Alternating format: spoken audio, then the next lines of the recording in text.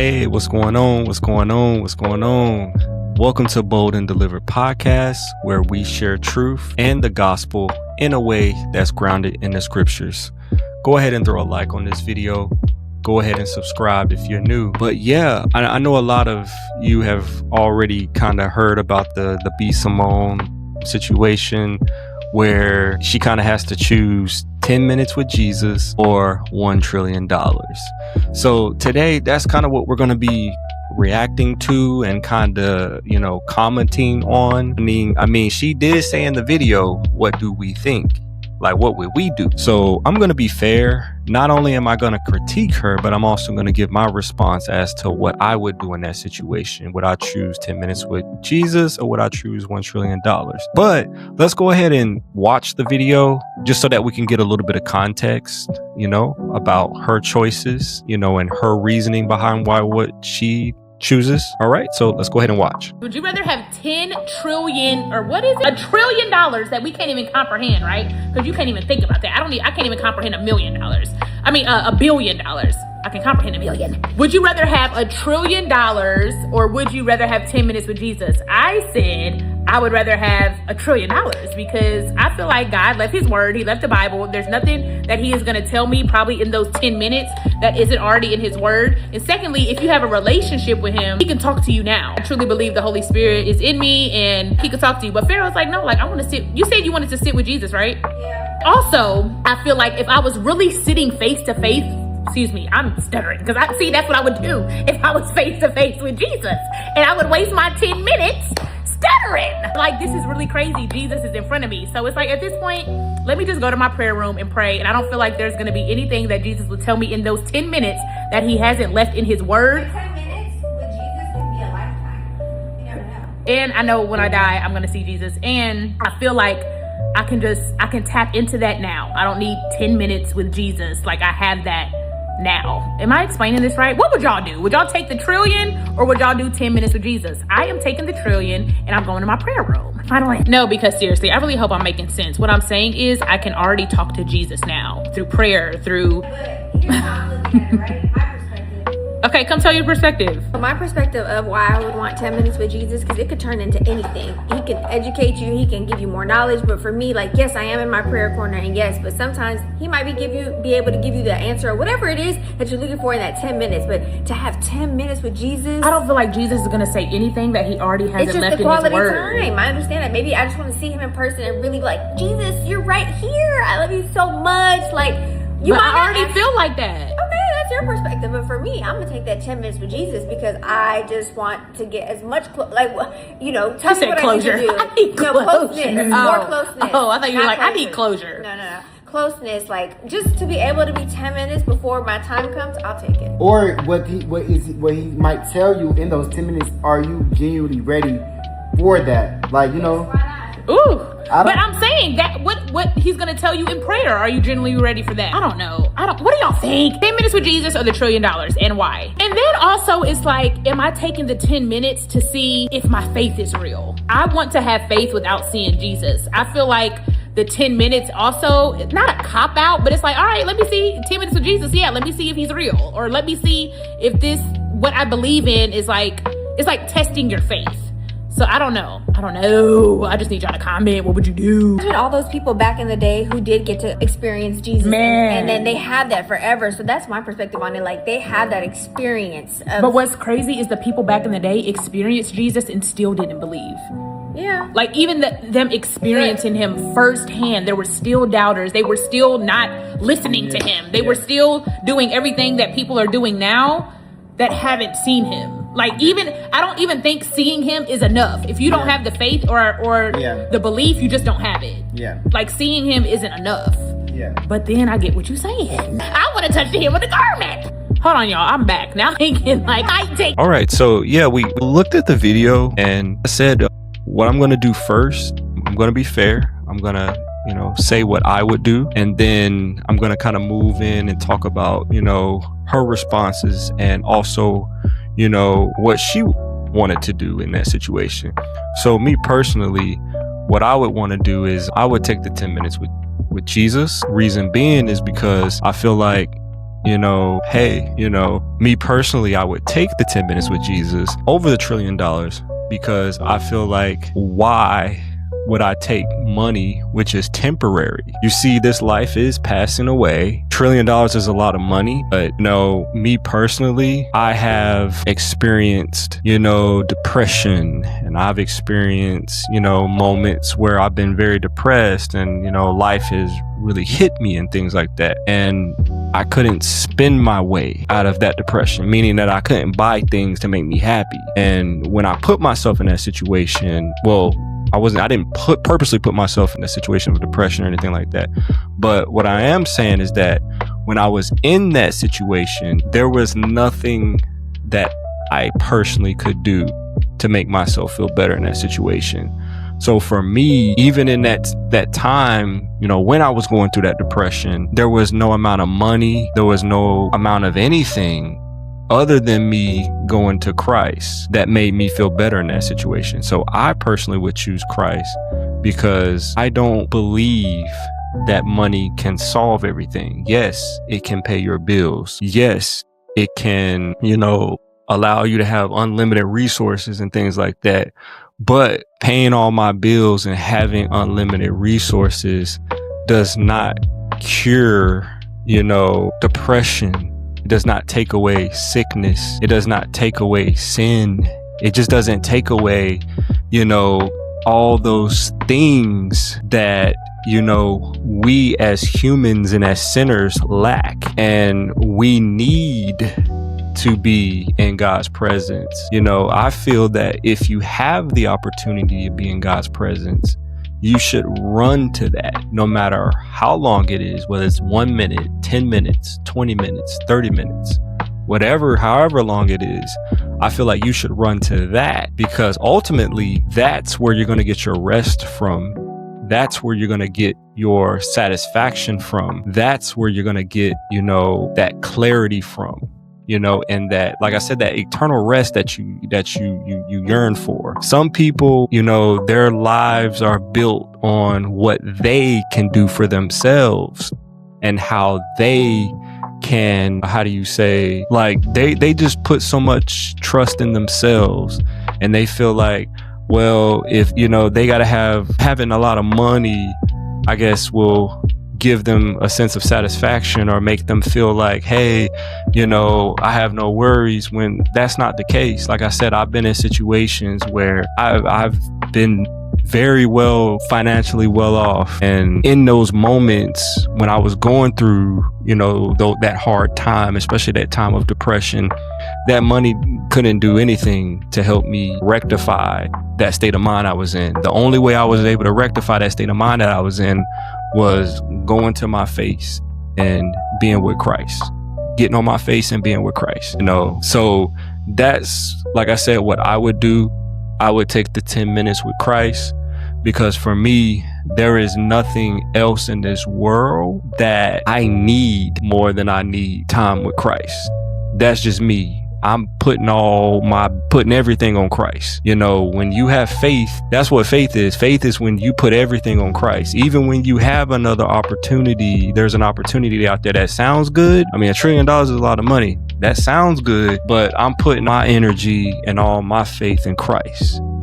Hey, spending this time with Christ is going to give me what I need so that I can withstand this life, so that I can, suffer, learn to suffer well, and learn that, keep my eyes focused on Him. Or I can go, like I said, this $1 trillion, it'll give you like maybe some instant gratification that you can buy everything. But once you've bought everything, once you've been everywhere, and all that nostalgic feeling kind of wears off, then where's your source of happiness? Then where do you get your source of happiness from? At that point, then do you run to Christ? I feel like you should choose Christ first, because I just feel like he says, at the well, I'm going to give you this water, and the water that I will give you, you'll never thirst again. If you get what I'm saying. There's a lot of people out there that drink water, the water of this world, but they're constantly thirsty. And I feel like in that situation, if you take that $1 trillion, that's just an example of you drinking the water of the world, but then later on turning around again, getting thirsty, and towards you spending that time with Christ and that 10 minutes, choosing that 10 minutes of Christ and getting filled with that, that water, that spring of living water, and never thirsting, again. So in that situation, that's what I would do. Now we're going to talk about kind of what she said. So she said that, she would choose the, $1 trillion. And the reason she would choose the $1 trillion is because she can talk to Christ anytime she wants. And she also said that, if everything that she needs to hear from God is in his word and it is in his Bible. And I agree, his word is there, but even if his word is there, let's not limit our time with him just to reading his word and just to praying with him. But you have the opportunity to actually be with him, for that 10 minutes. So even if we already do all those things, why not have some extra time with Christ, but actually be with him, if you get what I'm saying? So that's for me. And another thing is too, like I said, I'm not trying to critique her because I do understand her train of thought. I get it. And I think maybe she was thinking, very deep about the question, and that's fair, but at the same time, maybe she internalized it in a sense where, hey, cause she also mentioned like, faith, I don't want to just spend time with Christ because I want to see if he's real or not, And I understand that, you don't want to just, I feel like some people would spend time with I just want to see if he's real. But I think if the question was asked literally, if we're asking this question, 10 minutes with Christ or $1 trillion. So if we're asking that question in that situation of you choosing, you would already go into the situation knowing that he is real. So it's not a matter if he's real or not. But like I said, I understand her thinking because she was probably thinking a little bit too hard into it. But if you ask that question literally, like I said, you're going into the situation knowing that he is real. So it's not an if he's real or if he is not real. If I'm saying 10 minutes with Christ or $1 trillion, in this situation, we know Christ is real. At this point, you're just making a choice. Are you choosing $1 trillion or are you choosing 10 minutes with Jesus, which is real at this point? So one thing that I do want to say is that, I understand, like, I knew about her. I don't know her personally or anything like that, but I did, see a little bit of her content, prior to her, giving her life to Christ and stuff like that. And I feel like, just like anybody, that comes to Christ, they're trying to learn, and they're growing in their faith and things like that. But one thing that stood out to me in the video, and that's kind of what I want to talk about today, is I want to look at Matthew chapter 6, and my phone wants to act up. Yeah, we want to look at Matthew chapter 6, and we want to look at Matthew chapter 6. Yeah, so we want to look at Matthew chapter 6, and we want to look at verses 19. We want to look at through 24. And basically what it says is that don't store up for yourselves treasures on earth, where moth and rust destroy, where thieves break in and steal, but store up for yourselves treasures in heaven, where neither moth nor rust destroys, and where thieves don't break in and steal. For where your treasure is, there your heart will be also. The eye is the lamp of the body. If your eye is healthy, your whole body will be full of light. But if your eye is bad, your whole body will be full of darkness. So if the light within you is darkness, how deep is the darkness? No one can serve two masters, since either he will hate one and love the other, or he will be devoted to one and despise the other. You cannot serve both God and money. So the reason I read that is because when I hear someone choosing money over anything of Christ, I just feel like in that sense, you're showing us like ultimately who your God is. Like, even if it's not money, let's say like if the question was 10 minutes was with Jesus or 10 minutes, let's say it like this, 10 minutes with Jesus, or your mom has to go to prison for 20 years.